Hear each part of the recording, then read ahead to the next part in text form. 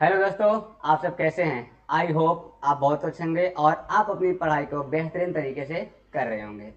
उम्मीद करते हैं कि आप अपनी पढ़ाई को इस कदर कर रहे होंगे जिस कदर आपके मम्मी पापा आपके लिए सोच रहे होंगे। ऐसा नहीं कि आप भी मजाक मस्ती कर रहे होंगे और मम्मी पापा घर बैठ करके आपका इंतजार कर रहे हैं। ऐसा नहीं होना चाहिए। और आपको पता होगा कि अभी तक में हम लोगों ने रासायनिक अभिक्रिया एवं समीकरण के लगभग 3 पार्ट को देखा है और मैंने उन तीनों पार्ट को बेहतरीन तरीके से पढ़ाने का भी मैंने क्या किया, कोशिश किया है और उम्मीद किया है कि आप चीज़ों को बेहतरीन समझे भी होंगे। और आपके लिए एक बहुत बड़ी खुशखबरी बता दूं कि हमारे इस वीडियो को कोटा तक भी देखा जा रहा है। कल कोटा से एक मैसेज मेरे पास आया हुआ था कि सर आपका वीडियो बहुत अच्छा लग रहा है, आप इस वीडियो को थोड़ा सा अगर आप और थोड़ा सा अच्छे से करें तो और ज़्यादा बेहतर बनेंगे आप। और उस लड़के ने मुझे इस तरीके से मैसेज किया, मुझे बहुत अच्छा लगा।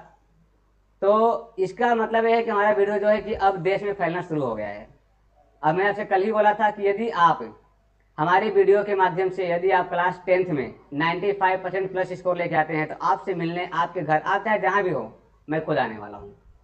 ठीक है। और आपको पता होगा कि हमारा जो प्लेटफॉर्म है इसका नाम है ग्रोथस अकादमी। ठीक है। और आप जाकर के यूट्यूब पे सर्च करेंगे, साथ ही साथ आपको इसी के नेम से आपको गूगल प्ले स्टोर पर भी इसका क्या मिल जाएगा, एप्लीकेशन मिल जाएगा। वहां पर भी हम लोग विराजमान हैं। जैसे भगवान सब जगह विराजमान होते हैं वैसे हम लोग भी वहीं पर ही हैं। ठीक है। तो चलिए हम लोग चलते हैं आज। और आपको पता होगा कि चैप्टर तो हम लोग का खत्म हो चुका है। अब उन चैप्टर में जो बहुत ही ज्यादा इंपॉर्टेंट क्वेश्चन थे जो कि एग्जाम के दृष्टि से वेरी इंपॉर्टेंट है, उन सभी को हम कराने वाले हैं। और आपको हम शून्य से लेकर शिखर तक जाने के जो मैंने आपसे बात किया, जो वादा किया है, उसे भी हम कंप्लीट करने की कोशिश कर रहे हैं और करते रहेंगे और लगातार चलते रहेंगे। बस आपका साथ, कहते हैं ना कि आपका साथ और हम सबका विकास, यही चीज है। आप साथ दोगे हम आपका विकास कर देंगे। मोदी जी नहीं है फिर भी बोल रहे हैं। ठीक है, चलिए आगे चलते हैं। और क्लास को शुरू करने से पहले हम करते क्या है कि थोड़ा सा आपको ऊर्जावान करते हैं। क्यों करते हैं? क्योंकि आप लोग सो जाते हैं और आपको जगाने का काम हम लोग यहाँ पानी लेके तो करेंगे नहीं कि पानी छेड़ देंगे आप जग जाओगे। इसके लिए हम लोग क्या करेंगे, थोड़ा सा ऊर्जावान करने की कोशिश करते हैं मोटिवेट क्यूज को लेकर के। तो देखते हैं आज का जो हम लोग का मोटिवेट है वो क्या है। ध्यानपूर्वक देखेंगे, समझेंगे चीजों को। गूगल तो सब लोग जानते होंगे, गूगल के बारे में। गूगल में हम लोग सब चीज के बारे में समझ सकते हैं, सब कुछ खोज सकते हैं। लेकिन आपको क्या पता है कि आपको जो धैर्य होता है, शिक्षा होता है और संस्कार होता है, वो आपको गूगल कभी नहीं दे सकता। उसके लिए हमें कुछ करना पड़ता है। वही बात यहाँ पे लिखा हुआ है कि पूरी दुनिया का रास्ता जो है कि गूगल तो दिखा सकता है, परंतु एक मनुष्य बनने का रास्ता सिर्फ धर्म, शिक्षा और संस्कार ही दिखा सकता है। आजकल के भाई जो गूगल है वो तो रास्ता इतना अच्छा दिखा देता है कि लोग हाईवे से सीधे समुद्र के अंदर कूद जाते हैं। ये आज का गूगल का रास्ता है। लेकिन जो आपका जो रास्ता रहेगा, वो धर्म जो आपका रास्ता दिखाएगा, शिक्षा जो आपका रास्ता दिखाएगा, संस्कार जो आपका रास्ता दिखाएगा, वैसा रास्ता आपको दिखाने वाला कोई नहीं मिलेगा। सिर्फ कुछ ही लोग होंगे, जैसे कि आपकी फैमिली और आपके गुरुजन। इनके अलावा आपको बहुत से लोग जो कि आपको सिर्फ गलत रास्ते दिखाने की कोशिश करेंगे। और आपको पता होगा कि मेरा नाम क्या है। मेरा नाम डीएसपी सर है, जो कि एमडी, और एमडी का नाम जिस दिन आप बहुत कुछ करके आ जाओगे, दिन आपके सामने बताऊंगा एमडी का मतलब होता क्या है। चलिए क्लास को चलते हैं। और आज आपका पहला क्लास और पहला जो क्वेश्चन है, क्वेश्चन क्या है कि जो लोहे की वस्तु होते हैं उन्हें हम पेंट क्यों करते हैं? क्या कारण है कि हमें लोहे की वस्तु को पेंट करना पड़ता है?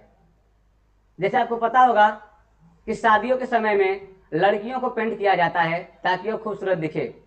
उसी प्रकार से हम लोहे को भी पेंट करते हैं ताकि वो खूबसूरत दिखे। उसके साथ कुछ और भी कारण है। आजकल के लड़कों को ऐसे लूटा जाता है, लेकिन आप मत लूटिएगा, ठीक है, क्योंकि आपको पढ़ाया जा रहा है। चलिए क्या है कि प्रश्न है कि लोहे की जो क्या है कि प्रश्न में लोहे की वस्तुओं को हम क्यों पेंट करते हैं? यहां पर लोग कहते हैं भाई क्यों पेंट करते हैं हम लोग, रीजन क्या है पेंट करने का? कुछ तो कारण होगा पेंट करना। तो मेन बात यह होती है कि जो लोहा होता है वो जब वायु और नमी के संपर्क में आता है तो लोहे पर क्या होता है कि ऑक्सीकरण होता है। क्या होता है? ऑक्सीकरण होता है और लोहे पे जंग लगना शुरू हो जाता है। उसी जंग से बचने के लिए हम उस पर क्या करते हैं कि पेंट करते हैं, जिससे हम लोग जस्तीकरण या फिर गैल्वेनीकरण या फिर हम लोग कलई कहते हैं, इसके बारे में मैंने आपको कल ही बेहतरीन तरीके से समझाया था और मैंने उम्मीद भी कर रखा था कि आपको बेहतरीन समझ में आया भी होगा। और क्यों ना करें, क्योंकि हम लोग जिस प्रकार से पढ़ा रहे हैं उम्मीद करना हम लोग का फर्ज बनता है कि आप लोगों को समझ में आया होगा। तो वही बात यहाँ पे कहा जा रहा है कि पेंट करने से क्या होता है कि लोहे की जो पदार्थ होता है उसकी ऊपरी भाग छुप जाता है, वह वायु के साथ सीधे संपर्क में नहीं आता है, जिसके कारण उसमें जंग नहीं लगता। इसलिए पेंट करने से हम लोहे के उस पदार्थ को जंग लगने से क्या करते हैं, बचा सकते हैं। और किससे करते हैं, मैंने बताया था कि आपके जो पेंट होते हैं उसमें आपके जिंक नामक क्या होता है कि एक धातु पाया जाता है। इसी के कारण हम उसे क्या बोलते हैं, जस्तीकरण बोलते हैं। तो लोहे पर पेंट हम इसीलिए करते हैं ताकि लोहे जो है वो जंग उस पर ना लग सके, वो वायु और नमी के संपर्क में ना आ सके। ठीक है, तो लोहे पर पेंट लगाने का मतलब यही है कि उस पर जंग ना लग सके, उस पर ऑक्सीकरण ना हो सके। ठीक है, तो इसमें एक बार फिर से हम लोग देखते हैं कि लोहे पर हम लोग पेंट क्यों करते हैं, क्योंकि अगर लोहे पे हम पेंट कर देंगे तो वो वायु और नमी के संपर्क में आने के बावजूद भी क्या होगा कि उस पर जंग नहीं लगेगा। इसलिए हम लोहे पे क्या करते हैं, पेंट करते हैं। जंग लगने की बात क्या है, तो जंग सभी पदार्थों में लगता है, सभी आपके जितने धातुओं पे लगते हैं। लोहे पे लगते हैं तो ये आपका ब्राउन कलर का हो जाता है, भूरे कलर का हो जाता है। अगर आपके पीतल पे लगते हैं तो पीतल पे लगने के बाद वो आपके क्या होते हैं, लगभग ग्रीन कलर में हो जाते हैं, हरे कलर में हो जाते हैं। और जब सोना और चांदी पे जब जंग लगता है तो वो आपके कैसे हो जाते हैं, तो वो आपके काले हो जाते हैं। इंसानों पर भी जंग लगता है लेकिन वो अपने कलर को छिपा लेते हैं। ठीक है, लगता है कि आपको भी जंग लगा होगा, जिसको कहते हैं ना, जिसको हम लोग क्या बोलते हैं, एक तरीके से कहते हैं कि मतलब बहुत ज्यादा कमजोर हो गए हो क्या, जंग लगने से क्या होता है, चीजें कमजोर हो जाते हैं। तो आप अपने ऊपर जंग मत लगाइए। ठीक है, चीजों को आप समझिए और करते चलिए। चलिए क्वेश्चन नंबर 2 क्या दिया हुआ है, क्वेश्चन नंबर 2 दिया हुआ है कि तेल एवं वसा युक्त खाद्य पदार्थों को नाइट्रोजन से प्रभावित क्यों किया जाता है। क्योंकि अगर हम उसे नाइट्रोजन से प्रभावित करेंगे तो वो क्या होंगे कि खराब नहीं होंगे, उसमें ऑक्सीकरण नहीं हो पाएगा। और जब ऑक्सीकरण नहीं होगा तो क्या होगा, खराब नहीं होगा, होता है बट इतना धीमे धीमे होता है जिसे हम तीव्र ना खा करके हम क्या बोलेंगे, मंद अभिक्रिया कह सकते हैं। कि उसके अंदर जो होता है कि बहुत धीमे धीमे अभिक्रिया होता है, और जो उसके अंदर पैकेट के अंदर रखा होता है वो बहुत सालों के बाद, बहुत महीनों के बाद क्या होता है, खराब होता है। इसलिए तेल एवं वसा युक्त खाद्य पदार्थों को नाइट्रोजन से प्रभावित किया जाता है। ओके, अब देखिए वही बात यहाँ पे लिखा गया है कि जो आपका तेल होता है एवं वसा युक्त खाद्य पदार्थ होता है उसको वायु रोधी बर्तनों में रखने से अपचयन क्या होता है, उपचयन की गति धीमी हो जाती है। ऑक्सीकरण की जो गति होती है वो क्या होती है, धीमी हो जाती है। और क्या होता है कि जो तेल एवं वसा युक्त पदार्थों को क्या होता है, नाइट्रोजन से भी इसलिए युक्त किया जाता है ताकि उसमें उपचयन ना हो सके, अतः वो खराब ना हो सके। आपको पता होगा कि जितने भी लोग चिप्स के पैकेट खाते हैं उसमें चिप्स रहते हैं 4-5, लेकिन जब ऐसा लगता है कि भाई में पूरे भरे हुए हैं, लेकिन भरे नहीं हुए होते हैं, उसके अंदर क्या होते हैं कि उसके अंदर नाइट्रोजन गैस भरे जाते हैं। आपको एक बात बता दें समझने के लिए कि आप लोग जानते होंगे कि जो फ्रिज होता है, फ्रिज जिसमें हम लोग खाने को रखते हैं, फ्रिज के अंदर कौन सी गैस भरी जाती है, तो आपको पता होगा कि अमोनिया। और आपको अच्छे से मालूम होगा कि जो अमोनिया होता है वो क्या होता है, NH4 होता है। सॉरी क्या होता है, NH3 होता है। और NH3 मतलब कि क्या होता है, N का मतलब नाइट्रोजन, यहां पर भी नाइट्रोजन होता है, इसलिए जो खाना होता है वो खराब नहीं हो सकता है। तो नाइट्रोजन इसलिए डाला जाता है ताकि उसमें ऑक्सीकरण ना हो, उपचयन की अभिक्रिया बहुत धीमी हो जाए, जिससे कि क्या हो जाएगा, वो खराब नहीं होगा, इसलिए नाइट्रोजन का प्रयोग किया जाता है। इसके आगे क्वेश्चन नंबर 3 क्या दिया हुआ है, क्वेश्चन नंबर 3 दिया हुआ है कि कॉपर सल्फेट के विलयन में लोहे का एक टुकड़ा डाल देने पर विलयन का रंग क्यों बदल जाता है, आखिर क्या कारण है। तो कारण यह है कि जब हम कॉपर सल्फेट की विलयन में अगर हम क्या करते हैं कि लोहे के अगर एक टुकड़े को डालते हैं तो लोहे का जो टुकड़ा होता है वो कॉपर सल्फेट के साथ क्या करता है, क्रिया करता है, और कॉपर को प्रतिस्थापित करके क्या होता है कि सल्फेट के साथ जुड़ जाता है।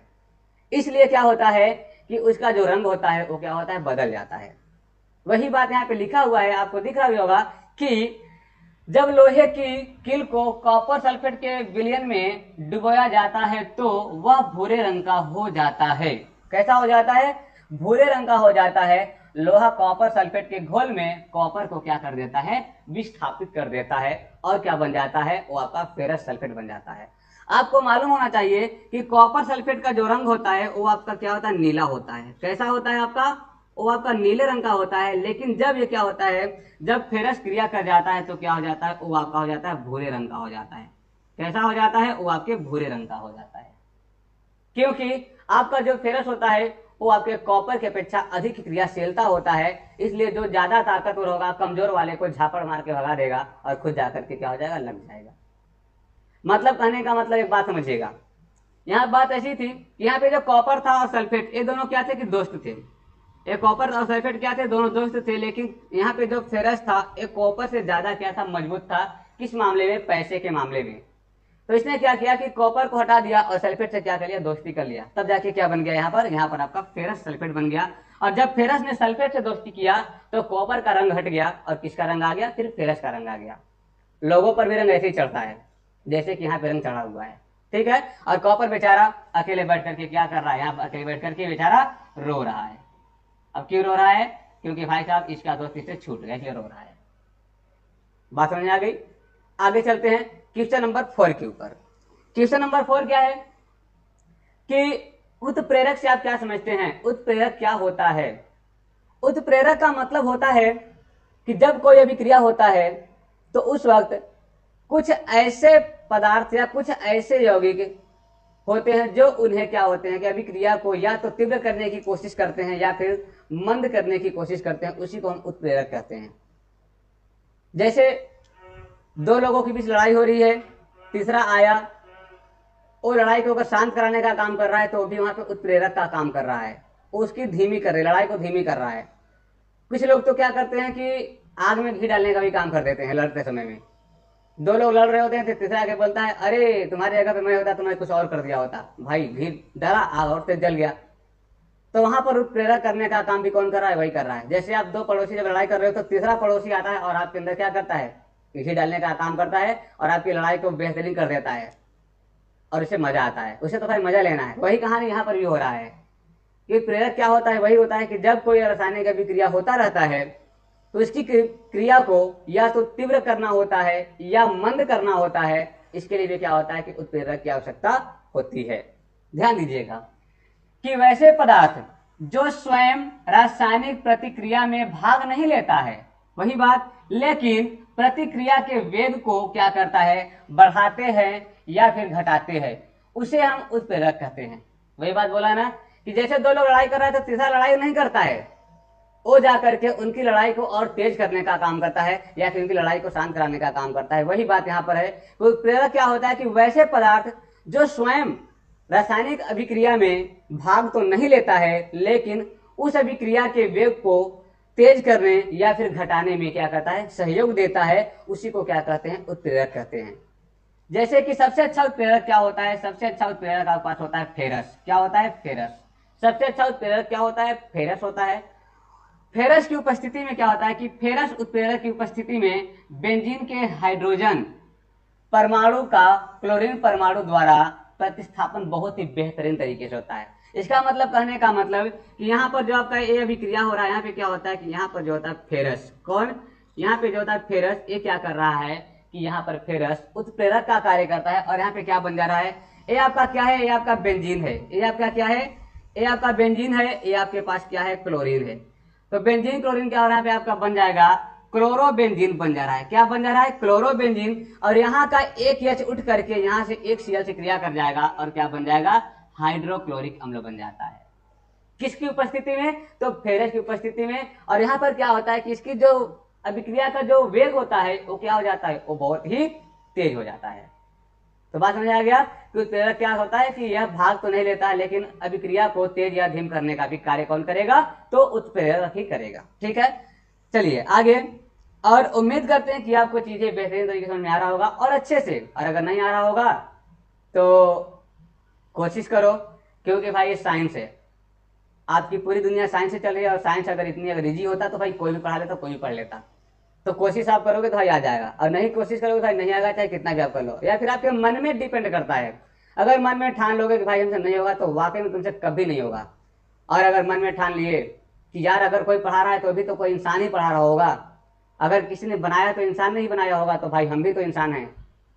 हो सकता है आप जानवर हो, ऐसा भी हो सकता है, तो भाई हम लोग इंसान ही जानवर होते हैं, ठीक है ना। चलिए आगे चलते हैं। अगला क्या है, अगला है कि वायु में जलाने से पहले मैग्नीशियम रिबन को साफ क्यों किया जाता है। क्या कारण है कि वायु में जलाने से पहले जो मैग्नीशियम का रिबन होता है उसे हम साफ करते हैं। तो इसके भी कुछ कारण है। कारण क्या है कि जब इसे हम क्या करते हैं कि रिबन को साफ इसलिए किया जाता है क्योंकि वह वायु के संपर्क में आकर के क्या होता है, नम हो जाता है, इसलिए इसको साफ किया जाता है और आराम से फिर क्या होता है, जलने लगता है, इसलिए इसको हम साफ करते हैं। तो यही बात यहाँ पे कह रहा है कि यदि जो मैग्नीशियम होता है उसकी जो रिबन होता है पतली धागा के नुमा होता है, वह क्या होता है, नम वायु के संपर्क में रहता है, तो उस पर सफेद रंग का क्या होता है, मैग्नीशियम ऑक्साइड की परत जम जाती है। यह परत मैग्नीशियम के जलने में क्या होता है, अवरोधक उत्पन्न करती है। कहने का मतलब हमारे पास अगर एक क्या है, ए मैग्नीशियम सपोजिट हमारे मैग्नीशियम रिबन है, क्या है हमारे पास, ये हमारे पास मैग्नीशियम रिबन है। इस पर क्या होता है कि ये जब बाहर रखा होता है तो इस पर क्या होता है कि नम क्या होता है, इस पर नमी और वायु की उपस्थिति में आने के बाद क्या होता है कि इस पर क्या होता है, एक परत जम जाती है, जो कि क्या होता है, मैग्नीशियम ऑक्साइड की परत जम जाती है, जो कि इसको जलने में क्या करता है, इसको जलने में अवरोधक उत्पन्न करता है। क्या करता है, अवरोधक उत्पन्न करता है। इसलिए इसको जलाने से पहले हम क्या करते हैं, इसको हम साफ करते हैं। यही बात कर रहा था कि वायु में जलाने से पहले हम मैग्नीशियम रिबन को साफ क्यों करते हैं, तो इसीलिए क्योंकि यदि मैग्नीशियम का जो रिबन होता है ये नम वायु के संपर्क में रहता है तो क्या होता है, उस पर सफेद रंग की क्या होता है, मैग्नीशियम ऑक्साइड की परत जम जाती है। यह परत मैग्नीशियम के जलने से क्या होता है, अवरोधक उत्पन्न करती है, पैदा करती है। इसलिए मैग्नीशियम रिबन को हम क्या करते हैं, पहले रेग मार से साफ करते हैं। रेग मार क्या होता है, पदार्थ होता है, उसके माध्यम से हम क्या करते हैं, इसको हम साफ करते हैं। चलिए क्वेश्चन नंबर 5 की ओर चलते हैं और देखते हैं क्वेश्चन नंबर 5 क्या है। और आपको ये भी बता दें कि हम जो भी पढ़ा रहे हैं आपके एग्जाम की दृष्टि से, जब से आपका बोर्ड एग्जाम हो रहा है तब से लेकर के अब तक में जितने भी एग्जाम में लगातार चल रहे हैं उन सभी को बता रहे हैं। और उम्मीद करिए कि जो मैं बोलूंगा वही आएगा, उससे बाहर आएगा तो वही बार आप हमसे मिल के बोल रहे हैं कि दीपक सर आप जो बोला था वो नहीं आया, ऐसा कभी हो नहीं सकता। इसका भी एक्सपीरियंस मेरे पास है क्योंकि 5 साल लगातार मैंने पेपर दिया है। अभी मैं सोचिएगा कि मैं बार बार फेल हुआ हूँ, मैं बच्चों का हेल्प किया हूँ पेपर दे करके, इसलिए मुझे पता है कि क्या आता है एग्जाम में, ठीक है। और वही आएगा जो मैं बोलूंगा और आप उतना ही करिएगा, उससे ज्यादा मत पढ़िएगा। अरे जो मैं आपको पढ़ा रहा हूँ, जो आपके यहाँ मेरे पास जो पीडीएफ रखा हुआ है, ये मेरी खुद की बुक से बनी हुई है, ये हम किसी की बुक से नहीं उठा के लेके आ रहे हैं, मेरी खुद की बुक है। और बहुत ही जल्द हम इस बुक को इसी जो है कि आपके प्ले स्टोर पे जो है इसी ऐप पे हम इसको डाउनलोड भी करने वाले हैं और आप इस बुक को भी क्या कर लेंगे, परचेस कर लेंगे। ज्यादा महंगा नहीं रहेगा, लगभग 29 रुपए का एक बुक रहेगा जो कि ई बुक रहेगा, ठीक है। चलिए आगे चलते हैं। आगे क्वेश्चन क्या है कि प्रतिस्थापन अभिक्रिया क्या होता है, उदाहरण देकर बताइए। प्रतिस्थापन अभिक्रिया क्या होता है, उदाहरण देकर बताइए। और आपको मैंने बहुत ही अच्छे तरीके से मैंने इसको पढ़ाया भी था। क्या पढ़ाया था कि वह रासायनिक अभिक्रिया जिसमें अधिक अभिक्रियाशील धातु अपने से कम अभिक्रियाशील धातु को क्या करता है, यौगिक के विलयन या गलित अवस्था से विस्थापित करके उसे क्या कर देता है, हटा देता है, उसी को हम क्या कहते हैं, विस्थापन अभिक्रिया कहते हैं। जैसे मान लीजिए एक सपोर्ट बात यहाँ पे समझिएगा कि यहाँ पर ए और बी क्या है, दोस्त हैं। कौन है, ए और बी क्या है, दोस्त है। और यहाँ पे सी बेचारा अकेले बैठा हुआ है। अब ए और बी जो है दोस्त हैं, परंतु दोनों की बात एक दूसरे में पट नहीं रही, दोनों एक दूसरे से मतलब कि हमेशा किसी न किसी बात को लेकर झगड़े करते रहते हैं। तो ए बोलता है कि काम करो बी, तुम हमसे दूर हो जाओ, हम सी से दोस्ती कर लेंगे क्योंकि सी की बातें मुझे बहुत अच्छा लगता है। तो ए ने क्या किया कि सी से दोस्ती किया और बी बेचारा अलग हो गया। तो यहाँ पे क्या हो जाएगा, तब बन जाएगा ए और सी बन जाएगा, बेचारा बी अलग हो जाएगा। इसी को कहते हैं विस्थापन, मतलब कि एक को हटा करके दूसरा लग जाना, इसी को हम कहते हैं विस्थापन अभिक्रिया, ठीक है। तो यहाँ पर वही बात है कि जब फेरस क्या करेगा, जब फेरस कॉपर सल्फेट से अभिक्रिया करेगा तो बन जाएगा फेरस सल्फेट और कॉपर बेचारा अलग बैठ जाएगा। इसी को कहते हैं विस्थापन अभिक्रिया। विस्थापन का मतलब विस्थापित करना, विस्थापित का मतलब होता है प्रतिस्थापित करना, प्रतिस्थापित का मतलब होता है दूसरे को हटा करके वहां पर खुद जाकर के बैठ जाना, ठीक है। अब आगे समझिएगा कि इस रासायनिक अभिक्रिया में Fe जो होता है कि अधिक अभिक्रियाशीलता है किसके अपेक्षा, कॉपर के अपेक्षा होता है। इसलिए क्या करता है कि वह कॉपर को क्या करता है कि उसके स्थान से हटा करके खुद उसके स्थान पर जाकर के क्या करता है, बैठ जाता है। इसी को कहते हैं प्रतिस्थापित अभिक्रिया। आज के समय में ये वाला अभिक्रिया इंसान के मतलब कि इस इंसानी दुनिया में बहुत तेजी से चल रहा है, क्योंकि आज एक दूसरे को लोग इस प्रकार से हटा देते हैं, उनको पता भी नहीं चलता है और हट भी जाते हैं, क्योंकि इन्होंने साइंस को इतनी जबरदस्त तरीके से पढ़ लिया है और उसको जो है कि गलत उपयोग करना शुरू कर दिया है। आप मत करिएगा, ठीक है, आप ऐसे प्रैक्टिकली मत करिएगा। आपको यहाँ पे हम प्रैक्टिकल भी करके दिखाएंगे कुछ चीजों को, आने तो दीजिए उस तरीके का। जैसे भी अम्ल क्षार लवण आएगा वहां पे आपको हम पूरी की पूरी प्रैक्टिकल करके दिखाएंगे, कैसे हम मानेंगे कि अम्ल है, कैसे मानेंगे कि क्षार है, सब चीजों को बताएंगे आपको हम, ठीक है। चलिए नेक्स्ट सवाल की ओर चलते हैं। और अगला सवाल भी आपके पास क्या है कि वियोजन अभिक्रिया से आप क्या समझते हैं। मैंने आपको बताया था कि वियोजन का मतलब होता है टूट जाना, अलग हो जाना, बिखर जाना, और इतना अच्छा निखर जाना कि बाद में आपको लोग फिर खोजने लगते हैं, और फिर बाद में आपको वही लोग बोलेगा इसको तो मैं जानता हूं, ये तो मेरे साथ रहता था। कब? जब आपके अंदर निखार आ जाएगी, जब आप निखर जाओगे, संवर जाओगे, पता नहीं क्या क्या होता है, ठीक है ना। तो चलिए क्या है कि वियोजन अभिक्रिया जब एक बड़ा यौगिक टूट करके दो या दो से अधिक यौगिकों में परिणतः क्या होता है, टूट जाता है, उसे हम क्या बोलते हैं, वियोजन अभिक्रिया कहते हैं। वियोजन का मतलब होता है टूट जाना, अलग अलग हो जाना। इसी अभिक्रिया को हम क्या बोलते हैं, ऊष्माशोषी अभिक्रिया भी कहते हैं। जैसे कि हमारे पास यहाँ पे क्या है, यहाँ पे हमारे पास सोडियम और क्या है यहाँ पे KClO3 क्या है, सोडियम है आपके पास, यहाँ पे कार्बन है आपके पास, यहाँ पे क्या है आयोडीन, और क्या है ऑक्सीजन है। देखो यहाँ पे गलत लिखा हुआ है, यहाँ पे क्या हो जाएगा, यहाँ पे एक क्लोरीन है, क्या हो जाएगा जी, क्लोरीन है, ये Cl रहेगा, ठीक है, यहाँ पे Cl रहेगा। तब आपके टूट के क्या बन जाएगा, तब आपके बन जाएगा पोटेशियम क्लोराइड बन जाएगा। क्या बन जाएगा, पोटेशियम क्लोराइड बन जाएगा, और ऑक्सीजन के 6 अणु बन जाएगा। क्या बन जाएगा, ऑक्सीजन के 6 अणु बन जाएगा। यहाँ पे क्या है, यहाँ पे पोटेशियम क्लोराइड ऑक्साइड है, क्या है, पोटेशियम क्लोराइड ऑक्साइड है। और जब ये क्या हो जाएगा, जब ये टूटेगा तो क्या हो जाएगा, ये आपके पोटेशियम क्लोराइड और क्या बन जाएगा, और यहाँ पे आपके ऑक्सीजन बन करके रेडी हो जाएगा टूटने के बाद। इसी को हम क्या बोलते हैं, वियोजन। इसी को क्या कहते हैं, वियोजन। अब वियोजन का मतलब क्या क्या होता है समझिएगा। वियोजन ना, वियोजन का मतलब होता है टूटना। क्या होता है, टूटना। दूसरा क्या होता है, बिखरना। तीसरा क्या होता है, अलग होना, अलग होना। और भी अनेकों होते हैं। तो ये सभी किसके उदाहरण है, तो ये सभी के सभी आपके किसके उदाहरण है, ये आपके वियोजन का उदाहरण है, ठीक है। और एक बात बता दे कि जब रामायण देखते होगे तो 14 साल तक तो राम लोग का क्या था कि उन लोग का संयोग था, कि उस तरीके से उन लोग की घटना घट रहा था। 14 साल के बाद उनका संयोग नहीं बल्कि वियोग था। वियोग का मतलब होता है वियोजन। सीता और राम से बहुत दूर हो गए थे, किसके वजह से, तो वियोजन की वजह से, ठीक है। अब आगे चलते हैं, देखते हैं आगे क्या है। आगे हमारे पास जो क्वेश्चन है वो क्या दिया हुआ है कि संतुलित रासायनिक समीकरण क्या है। रासायनिक समीकरण को संतुलित करना क्यों आवश्यक होता है, कुछ कारण है।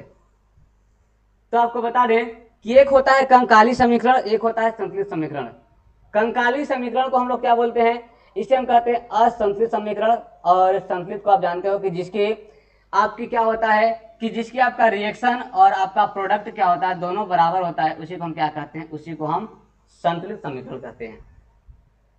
अब समझिए क्या कर रहा है कि संतुलित समीकरण जो होता है वह जिसमें अभिकारक और उत्पादों में विभिन्न तत्वों के परमाणुओं की संख्या क्या होती है, समान होती है। मैंने वही बताया अभी यहाँ पर कि आपका क्या हो जाएगा, आपका रिएक्शन और आपका प्रोडक्ट, अभिकारक और उत्पाद दोनों का अगर जो इसमें जो तत्व होंगे, सभी के सभी तत्व अगर बराबर हो जाएंगे तो उन्हीं को हम क्या बोलेंगे, संतुलित रासायनिक समीकरण बोलते हैं, ठीक है। तो इसमें क्या होता है कि जब क्या होता है, संतुलित रासायनिक समीकरण वह है जिसमें अभिकारकों और उत्पादों में विभिन्न तत्वों के परमाणुओं की संख्या क्या होता है, समान होती है। उसी को हम क्या कहते हैं, रासायनिक अभिक्रियाओं में द्रव्यमान के संरक्षण के नियम पर क्या होता है, उसको क्या किया जाता है, संतुष्ट करने के लिए रासायनिक समीकरण संतुलित होना आवश्यक होती है, होनी चाहिए। इसको हम लोग संतुलित करने के लिए एक नियम होता है जिनका नाम है हीट एंड ट्रायल विधि।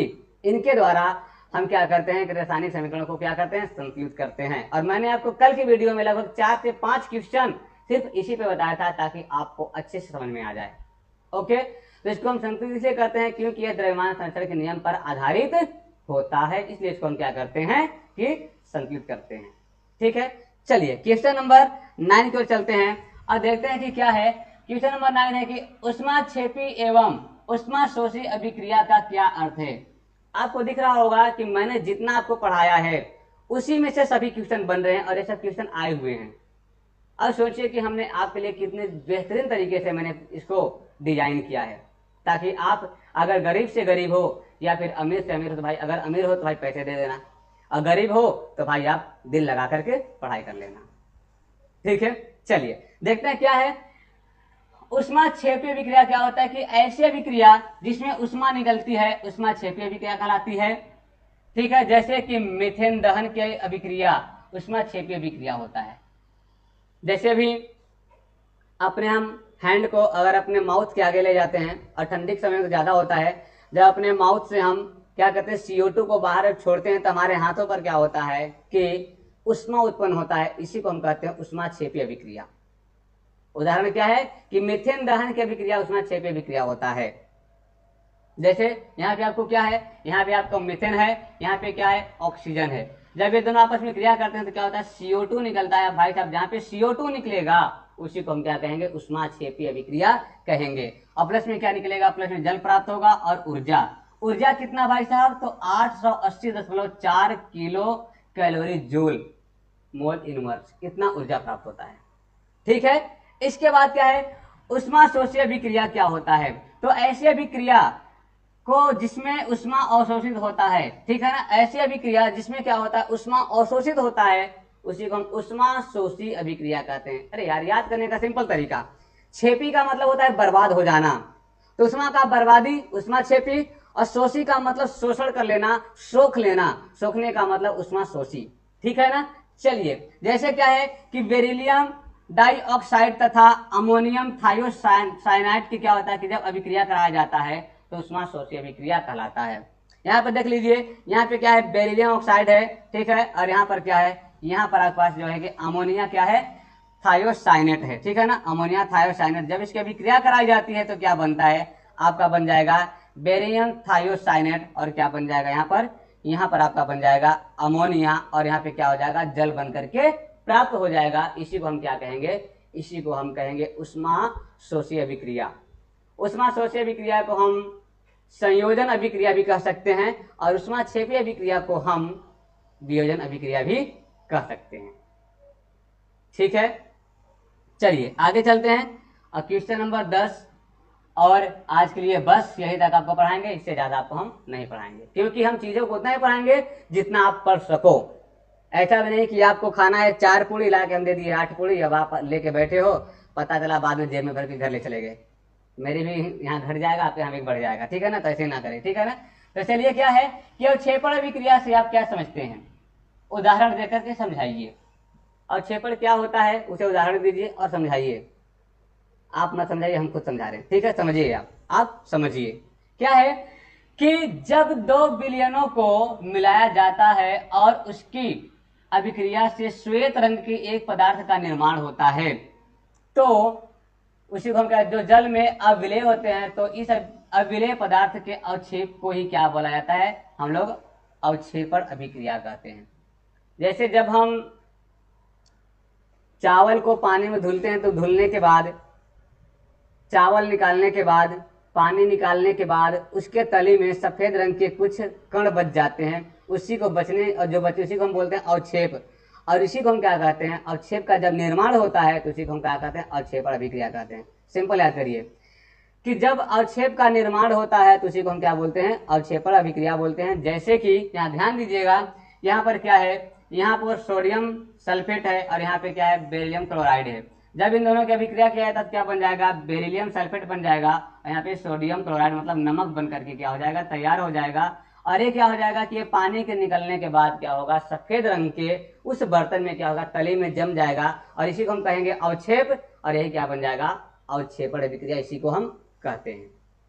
सो उम्मीद करते हैं कि आपको हमारी ये वीडियो अच्छी लगी होगी, बेहतरीन लगी होगी, और आपको हमारा वीडियो बहुत ही सहयोग करेगा और कर भी रहा होगा।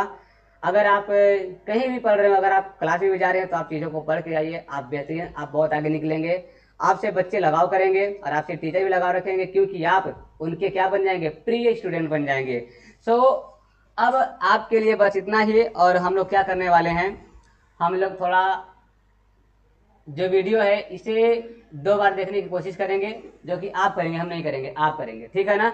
और इसमें क्या होगा कि आप जब वीडियो को पहली बार देखेंगे, दूसरी बार आप क्या करेंगे, थोड़ा हाई स्पीड में करके देखेंगे, और तीसरी बार वीडियो को रोक दीजिएगा। और रोकने के बाद चीज़ों को क्या करेंगे कि लिखना शुरू करेंगे। अगर आप नोट्स बुक अपने से बनाएंगे तो बेहतरीन रहेगा।